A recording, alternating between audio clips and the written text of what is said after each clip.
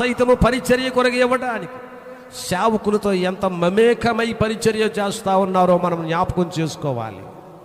సంఘ పరిచర్య ఎప్పుడు ఆశీర్వాదకరంగా ఉంటుందంటే సేవకునితో కలిసి సంఘము అన్ని విషయములలో పాలి భాగస్థులై ఉండాలి. పౌలు గారు అంటాడు, నేను క్రీస్తును పోలి నడుచుకున్న ప్రకారం మీరు నన్ను పోలి, సేవకుడు దేవుణ్ణి పోలి నడుచుకుంటాడు, సంఘము సేవకుడిని పోలి నడుచుకోవాలి. ఎదురు చెప్పకూడదు, అదని ఇదని కథలు కామెంటరీలు చేయకూడదు.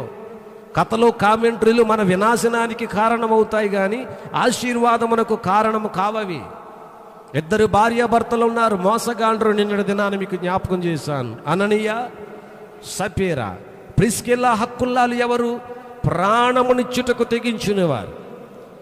వాళ్ళిద్దరూ ఎవరు? దైవజనునే మోసగించిన వారు. వాళ్ళిద్దరూ కూడా దేవుణ్ణే మోసగించిన వారి వాళ్ళు. మనం ఏ పరిచర్యలో ఉన్నాం, ఎలాంటి పరిచారకులుగా ఉన్నాం, ఎలాంటి దంపతులుగా ఉన్నాం, ఎలాంటి స్త్రీలుగా ఉన్నాం. పీబే లాంటి ఒక మంచి పరిచారకురాలిగా మిగలాలి దేవుని దగ్గర.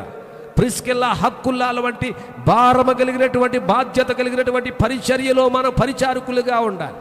ప్రాణమును సైతము తెగించి దేవుని కొరకును సేవకునితో కలిసి పరిచర్య చేయటానికి కొరకును తీర్మానము చేసుకున్న వారమై ఉండాలి. కారణం ఏమిటంటే మనందరము కలిసి దేవుని పని చేస్తూ ఉన్నాం. దేవుని పరిచారకులం మనమందరము.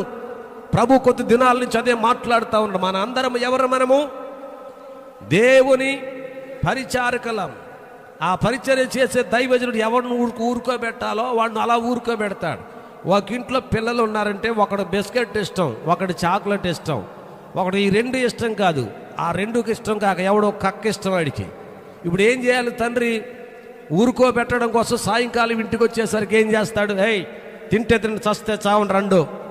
ఏం చేస్తాడు తండ్రి?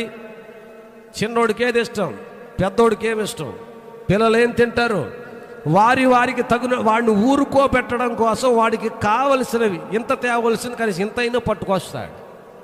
దైవజనుడు ఒక వ్యక్తిని ఊరుకోబెట్టడానికి, నీ బాధను చల్లార్చడానికి, నిన్ను అణచడానికి, నిన్ను కంట్రోల్ చేయడానికి, సంఘంలో సమస్య రాకుండా ఉండడం కోసం నీ మనసును ఎరిగి నీ కొన్ని విషయాలు చెప్పి కంట్రోల్ చేస్తారు. అంతేగాని నీ దగ్గర నీ మాట, ఆడి దగ్గర ఆడి మాట కాదు. అలా మాట్లాడబో తగలడిపోతాయి సంఘాలు.